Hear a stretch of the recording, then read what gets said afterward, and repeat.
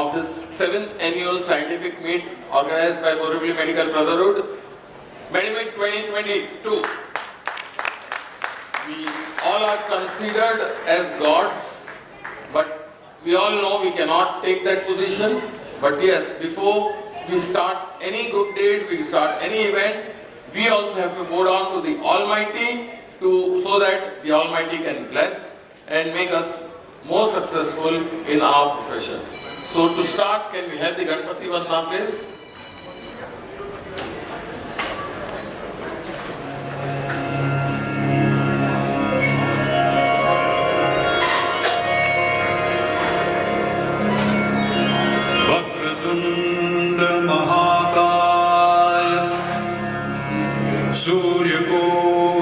समप्रभा निर्विघ्नं कुरु मे देव सर्वकार्येषु सर्वदा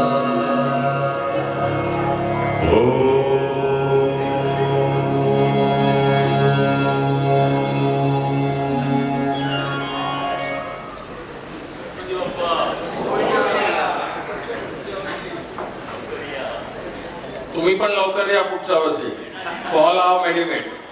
Thank you. Anything, whatever you suggest. Done, sir. Request all of you to get support from one of your pharma person. Because without that we cannot function. And pharma people are always eager to help Borivali Medical Brotherhood. It is the approach how we do to them. So requesting all of you are busy practitioners, all of you are leading practitioners of our area, you have good control of the pharma people. Pharma people definitely will listen to you. So kindly requesting you, each one of you, get hold of one pharma trade people and get connected to us. Thank you, your demands will be fulfilled. Our whole team, as you all know, right now, the president is Dr. Rajesh Panchal, is highly energetic. We have also planned for the president of the next term, tenure, the president-elect, Dr. Nimesh Mehta. Can we hear a round of applause for Nimesh Mehta? So we have the team set for the next 4 years, who will definitely do good activities for the benefit of the members of Borivali Medical Brotherhood. So keep supporting us. Tejal, can we start? Yes. Good morning to all, and we welcome you all for the second day of BMB's 7th Annual Scientific Conference, MEDIMEET 2022. Hope you all enjoyed the day one. And we especially thanks all four speakers of yesterday. They did a commendable job, and hope the stay was comfortable the day one, right? Few points I would like to share is that you have to sign the registration record book. This will fetch you 1 MMC point for today. So make sure you do it today itself. Also collect the cello flask gift post-conference from the registration counter. So this is a special gift from cello. And at the end of today's session, lunch will also be served, so don't miss it. Hope you have checked out from the hotel rooms, kept your luggage and cleared your bills for extra usage, because BMB will not be responsible for any damage or lost items in the room. Kindly occupy the seats in the same bus, that's respectively the same bus you came yesterday from, and enjoy listening to the galaxy of speakers in today's session. And there's some activity for the delegates, for spouse or family members. Yes, so as I told you yesterday, that today we have kept a special activity room for the spouse and the kids and the family members in another hall. So all are requested to please ask your family members to join the hall, and so that get entertained during the conference. And a major round of applause for our 4 major sponsors, the WINS Neurological Hospital, Neons Laboratories, Aquamax and F2 Funds. Thank you all our major sponsors, thank you all the trade zone people. So now we start the day 2. Friends, नए डॉक्टरों का स्वागत है, तो वरिष्ठों का बहुमान भी है. नए डॉक्टरों का स्वागत है, तो वरिष्ठों का बहुमान भी है. कोरोना काल में साहस अनोखा, जान से खेलकर सबने किया है. बीएमबी है जान अपनी, पहचान है इसकी. MEDIMEET, MEDIMEET, MEDIMEET. A doctor is one who gives a new life to the people by putting his life at stake. A doctor is not a god, but also no less than a god for the humans. A doctor will never look at patient's religion nor caste, but only at his patient's health. A doctor will not even care about his own life to make others healthy. The whole world is proud of us doctors. We are the heart of a nation. But when it comes to our heart, we miss a beat when something unpredictable happens on the operation table or in an ICU. Heart attacks are nowadays so common that even the best of the practicing cardiologist or a cardiac surgeon also can't escape this deadly menace. So keeping abreast with at least in the cardiac surgery would be any time beneficial. But before we call on the first expert speaker who's going to talk on this vital part of our body, the heart, two things. First is the audience question. But prior to that, let's cheer our crowd up by giving them the first bumper prize today. So are we all set to get the first bumper prize? And who's going to be the lucky one? Let's see. The first bumper prize will go to someone who has the BMB app installed on his mobile, his or her mobile. How many of you have? Please raise your hands. Wow. Only 4-5 of them. The others who have not installed, kindly install that. Not now. Why? How do you install? You have to go to the Play Store, type Borivali Medical Brotherhood, and it will be installed. Please right now. So now prize cannot be given to so many people who have already installed. Thank you for downloading our app. Then how to select? Okay. Those who have raised their hands, have you checked that your name is there in the members list? No. One said no. So, who said no, gentlemen? Yes. Kindly rise. The prize will go to him because he has surely checked it. If you check your name in your own mobile in the app, it won't be reflected. That does not mean you are not a member of BMB. So this is a tip. Others who have not installed yet, kindly install it. And thank you for that nice observation. Can you come near the desk, sir? All our future communications will happen through the app. So requesting you to kindly download the BMB app. That is good. Show the mobile. No, he is a member. All of you are members. But on your mobile, your name won't be reflected. That's right. So app. Show.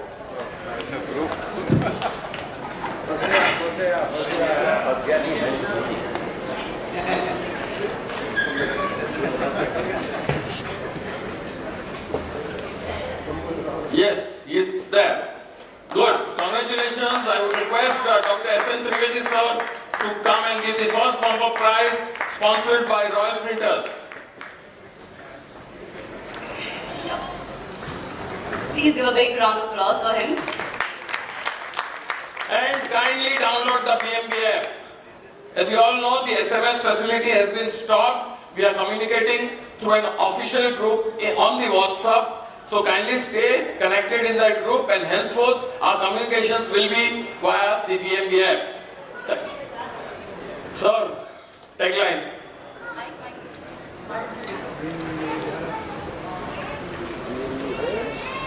BMB है जान मेरी, मेडिमेट है पहचान। Thank you, sir. Thank you. Time for the question. The question for on this vital subject, the heart. The question is, how many layers do coronary arteries have, and name them?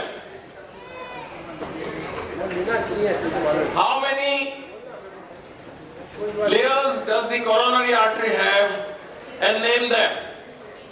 3 layers. Raise your hand. Yes, sir. Last. 3 layers. Yes, Mike. Yeah. Tunica internal, tunica median, tunica external. Correct answer. Sir, kindly come here also. The innermost layer is the tunica intima, also called the tunica interna, is a simple squamous epithelium surrounded by connective tissue basement membrane with elastic fibers. The middle layer, tunica media, is primarily a smooth muscle and is usually the thickest one. And the outermost, the tunica adventitia, connective tissue anchoring the arteries to the nearby tissues. Thank you, sir. Congratulations for getting this prize, and I request Dr. Ashish Modi to come here and hand over the first prize. Prizes sponsored by Unitech, Microcam and BMB Medical Brotherhood.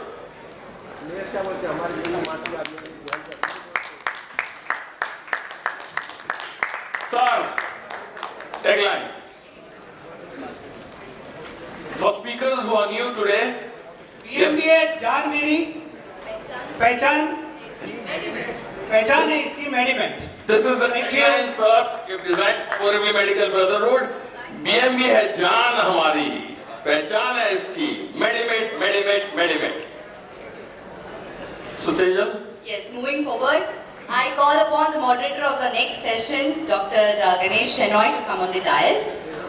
And our first topic for the day is MICAS-CABG minimally invasive coronary artery surgery for 21st century, and I invite on stage Dr. Manish Garg, consultant cardiothoracic surgeon, to give his talk.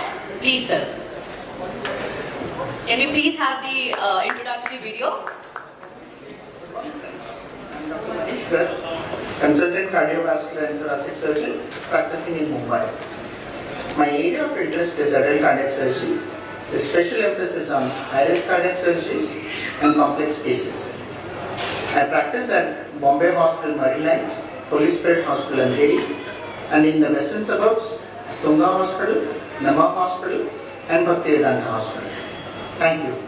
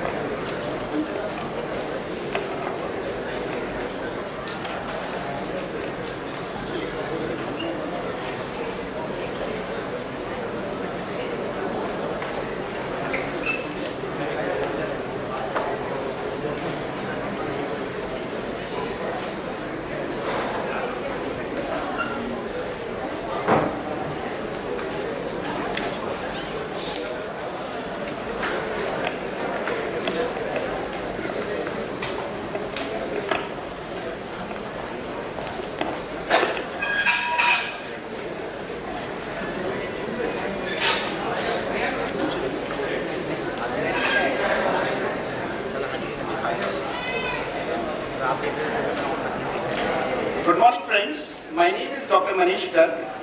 I'm a consultant cardiac surgeon. Today I'm going to speak on MICAS, or minimally invasive cardiac surgery. First, just a brief introduction about myself. I'm born and brought up in Mumbai. Did my MBBS from KEM Hospital, MS from BJMC Pune. I went on to do my MCH from KNMC or Naya Hospital.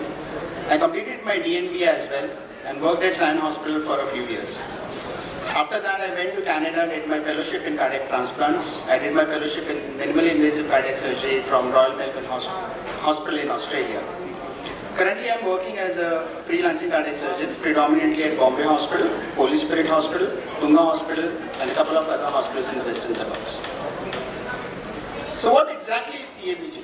Everyone here, as a doctor, as a physician, as a general practitioner, comes across one or two patients every now and then asking about CABG.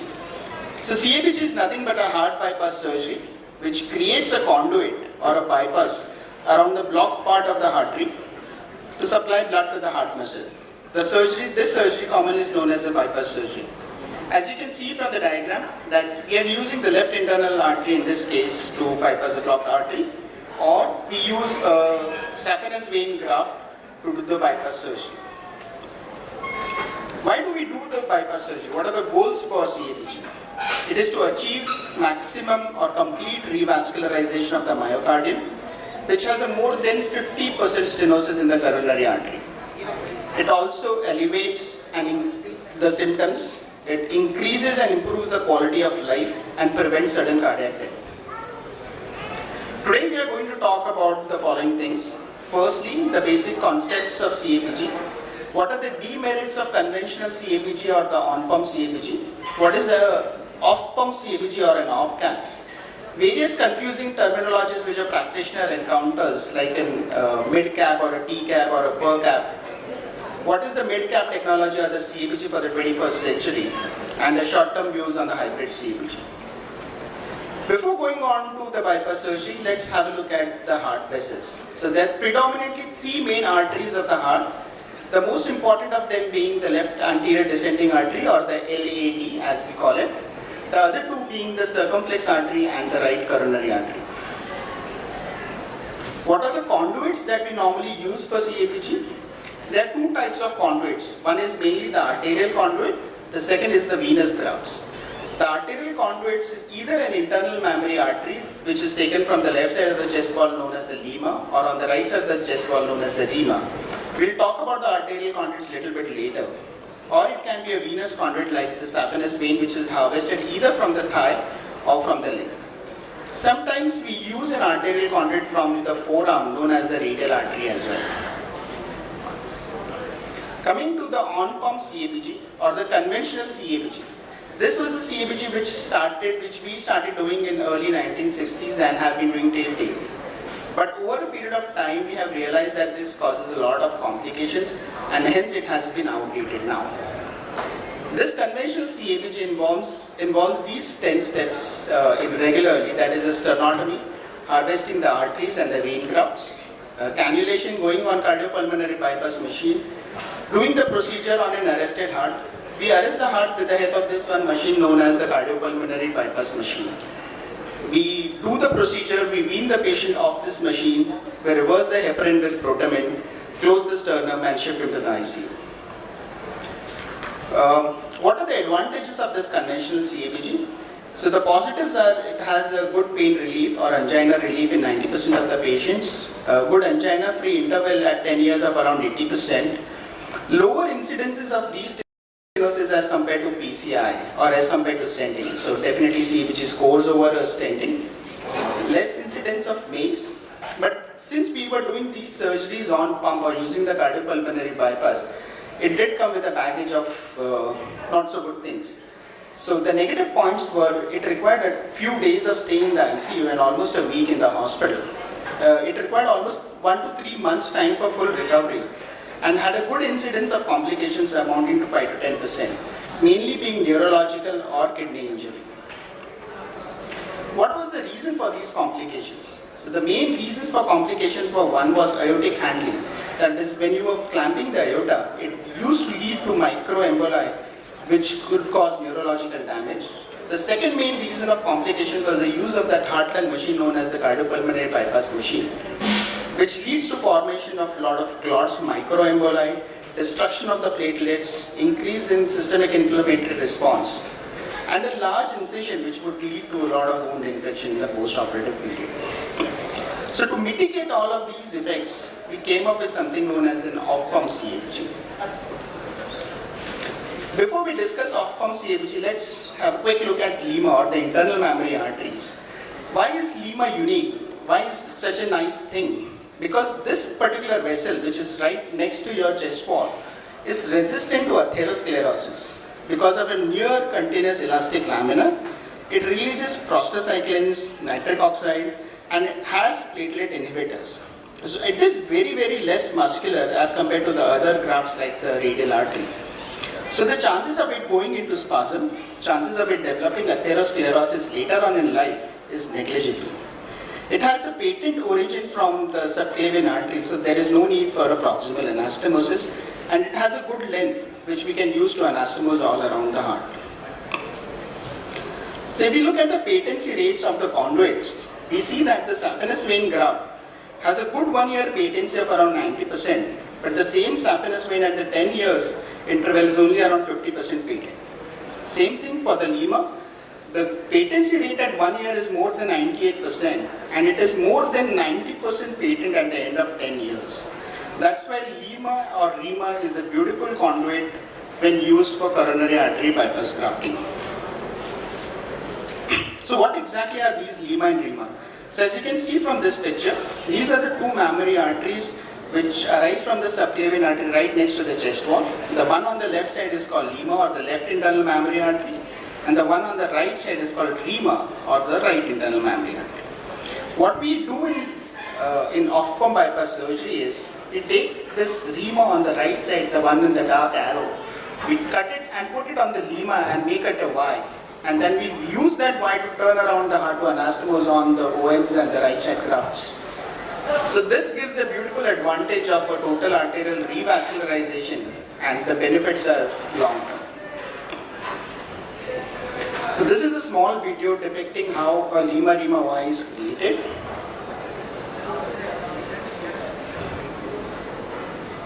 So that's the left internal mammary artery and the right internal mammary artery, and that's where it has been joined together. So this is again a video of how the anastomosis has been done after the surgery. So we're just lifting the heart, where the auspices is the leg end of the patient, and this is the head end of the patient.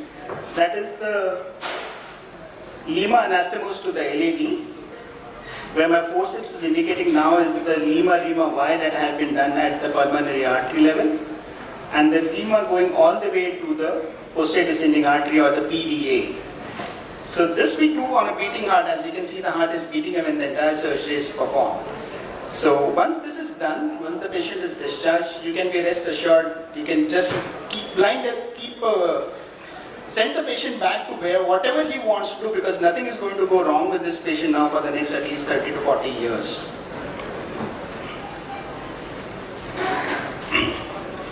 Right. So coming to the off-pump surgery, just a second. So why off-pump surgery is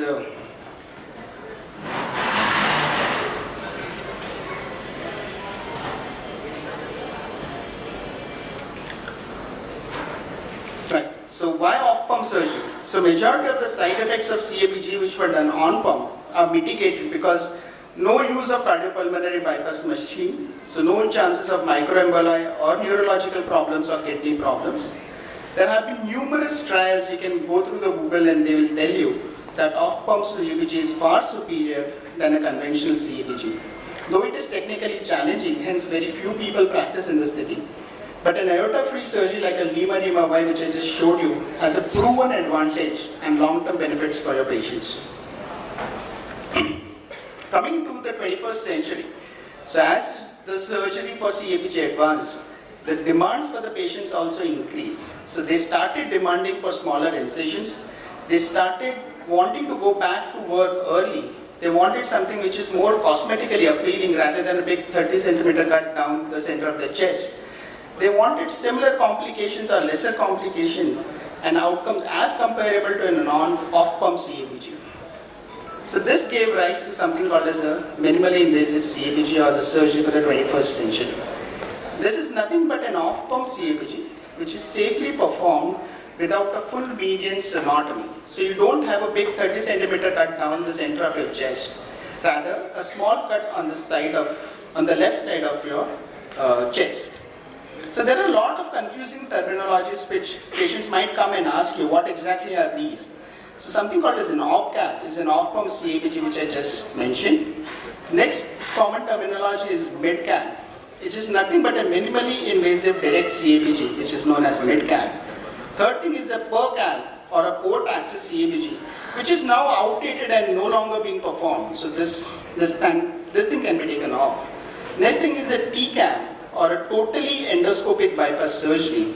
And lastly is a hybrid procedure, which involves both performing a CABG as well as a PCI or an angioplasty at the same setting. So what are the indications for these procedures? Single vessel disease, which is non-PTCable, is a primary indication for doing a mid-cap. Multivessel disease with a very high perioperative risk, who cannot tolerate a median sternotomy, should undergo this minimally invasive surgeries. Hybrid procedures, that is doing a mid-cap to the LAD and a PTCA to the circumflex or the right coronary artery, is another favorable thing. Redo CABG is a patient who has undergone venous grafts in the past and now needs a redo CABG because the grafts have got blocked. doing a minimally invasive or a left thoracotomy CABG is a wonderful experience for them. So minimally invasive CABG, again, thank you. Again, like the off-pump CABG, it does not use cardiopulmonary bypass. It's done through a smaller incision, emerging as a replacement for the conventional CABG. We started doing this technique in early 2000s, but it has gained a lot of popularity of late. So how exactly is this thing done? As you can see from this picture, this is a small 10 centimeter incision on the left side of the chest in the 4th or the 5th intercostal space. Then a retractor is used to harvest the left internal mammary artery through that same space. We have these two fancy instruments called as a starfish and an octopus, which are used to stabilize a beating heart and perform this procedure in a neat fashion. So after we harvest the mammary artery, we expose the LAD. The anastomosis between the mammary artery and the LAD is performed, and this is what a completed graft looks like. So the patient is given a right lateral position of around 15 to 30 degrees. A small 7 to 10 centimeter incision is taken in the 4th or 5th intercostal space, and the entire surgery is performed. And this is what the final outcome of the patient is. As you can see, just under the nipple, a small incision with a drain tube hanging out in the 7th or the 8th intercostal space. These are our 3 happy gentlemen from Canada where we used to do this surgery on a routine basis. As you can see, the scar is barely visible in these patients, and the entire surgery has been performed through a small left thoracotomy. So what are the advantages of this MEHTA over a conventional CABG? So full sternotomy, definitely not needed for a MEHTA. No use of cardiopulmonary bypass machine. The operative time is limited, that is around 2 to 3 hours. The recovery time is just 1 to 2 weeks. So patients can go back to work early. They can resume their activities early. They can go back to, say, trekking, jogging, marathon running after a CABG, which was unheard of before. The effectiveness is more than 90%, and the length of the incision is barely 10 centimeters. Coming to what is a totally endoscopic CABG or a TCAB, it involves this giant machine or a beast called a robotic system. It uses a high definition 3D endoscope, which is something like this. Why it is used? Because the depth perception loss which is there with 2D endoscope is mitigated with the use of this 3D endoscope. The magnification is enhanced up to 15 times. You have these fancy instruments which give 6 degrees of movements within a minimal space, like the movements of the wrist. So the scaling of the motion for control is there, and the visual clues are used for the loss of touch as we do for conventional CABGs. So that's how totally endoscopic CABG becomes a viable option. So for a totally endoscopic, we drill 3 small holes on the left side of the chest, and 3 instruments are inserted. One of them is used for a camera port, and the 2 others are for the instruments. We use them for preparation of the IMS. We harvest skeletonized lima and the lemur. We do a pericardiotomy, do the target stabilization with the use of those octopuses and the starfishes. And the direct anastomosis is done manually either or with the help of a robot using a U-clip or a staplers. Da Vinci robot is the one that I showed you before as used for doing these TCABs or the totally endoscopic CABGs. Lastly, coming to the hybrid procedures, this is what nothing but a CABG and a PCI or an angioplasty being performed together. PCI with a drug-eluting stent is always an option for a non-LAD coronary artery disease. For a lesion in the left anterior descending or the LAD artery, CABG is the preferred option. However, if you have lesions in the non-LAD territory, that is either in the circumflex or in the right coronary artery, a drug-eluting stent along with a graft to the LAD would be a prudent choice. Lima to LAD is responsible for maximum benefit after a CABG surgery. So when you do this hybrid procedure, it is always a 2-stop hybrid procedure or a 2-stage hybrid procedure. It can be either a 2-stop or a 1-stop. So in a two-stop hybrid procedure, both the PCI and CABG are performed in two different operative suites. That is, either you do a PCI first in the cath lab, then shift the patient to the operating table, operation theatre where we do the CABG, or vice versa. This can be separated either by hours, minutes, or days, or weeks as well.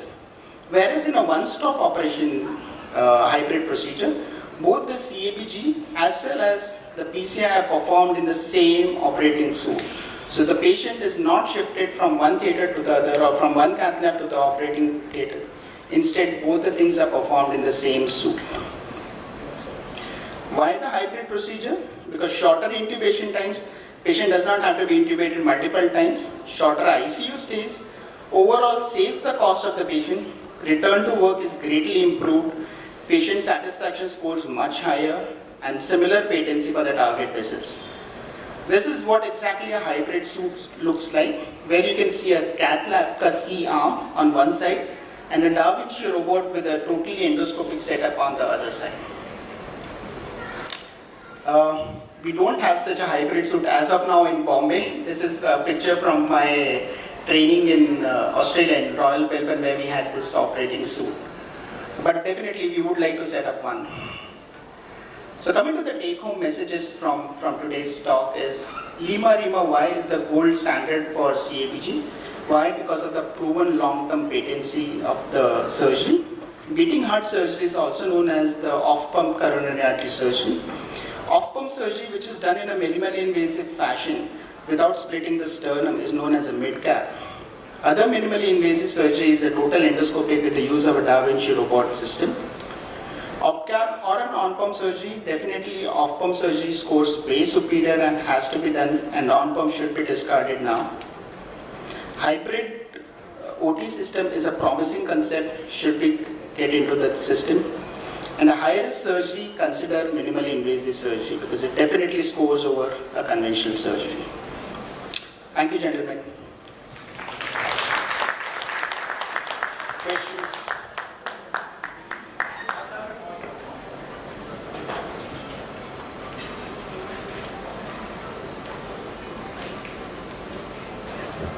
Hello. Yeah. Any questions? Thank you. Yes, Dr. Narendra. When the angiography is done, the patients are given options. What is the indication of angioplasty and bypass from patient point of view? Right. Thank you, sir, for a beautiful question. That's a different talk altogether. That will take me another 1 hour of the session time. But coming here, summarizing that thing, if the patient has an LAD disease or a significant more than 50% lesion in the left anterior descending artery, irrespective of the other arteries are blocked or not blocked, CABG should be the preferred option.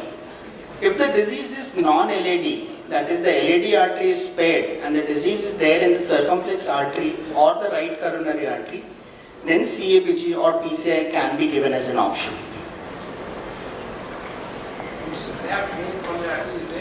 Left main and LAD has to be a CABG.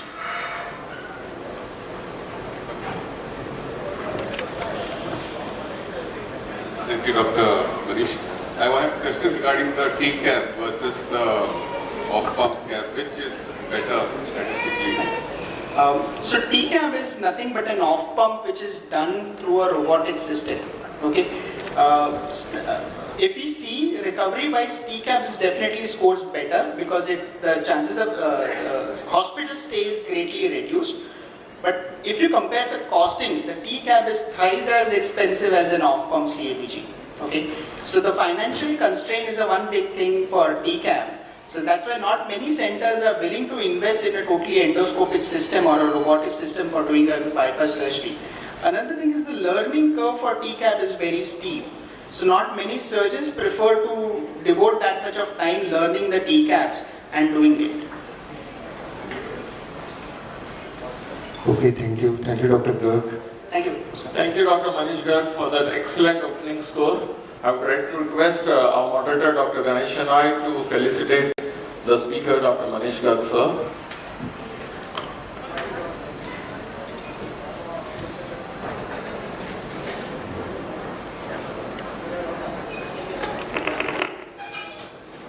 Please a big round of applause for Mr. Manish Garg, sir. Thank you. And requesting our MEDIMEET Advisory Board member, Dr. Narendra Kumar, sir, to please come on the dais and do honors to felicitate our moderator.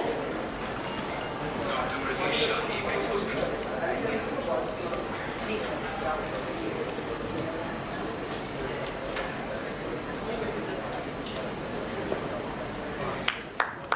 A big round of applause for our moderator. Thank you so much, sir. Friends, I think you must be getting calls from your spouse or your kids that they are getting bored outside.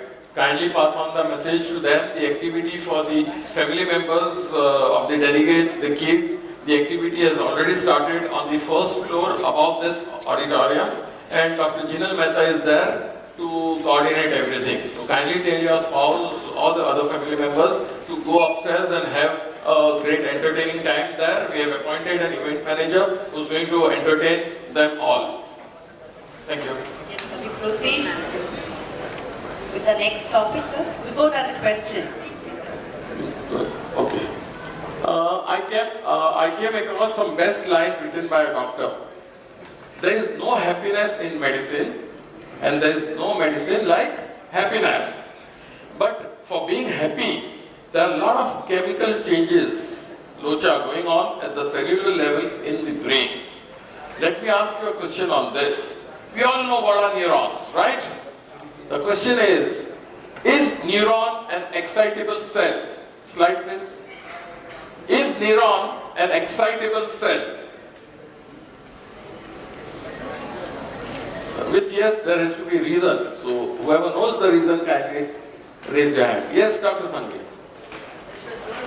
Mike. Mike, please.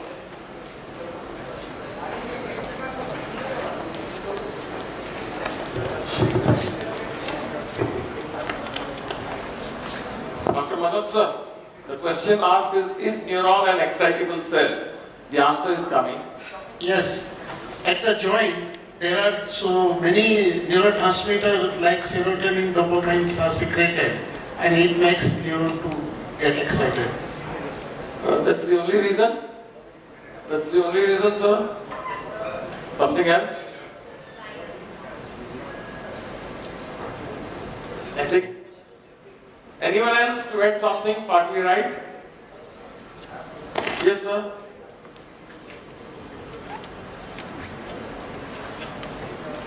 So neurons are covered by the myelin sheath, which is mainly responsible for causing the depolarization and repolarization of the axons and the dendrites. Exactly. That is why it is excitatory. And he's right, the neurotransmitters are dopamine as the acetylcholine, dopamine as well as serotonin. Yeah, so it's basically the polarization and depolarization which excites the cell. Both of them are right. I think we'll have to divide the prize in two and come both of you.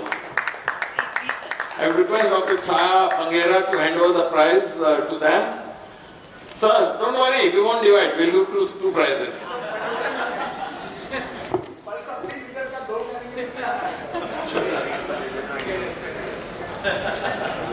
आपका polarisation ज्यादा हो गया था.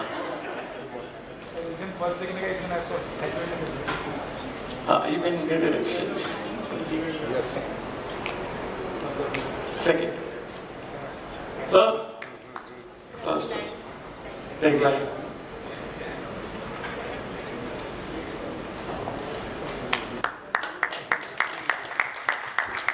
Borivali medical association brotherhood मेरी जान है, मेडिमीट इसकी पहचान है. Very good. Thank you, sir.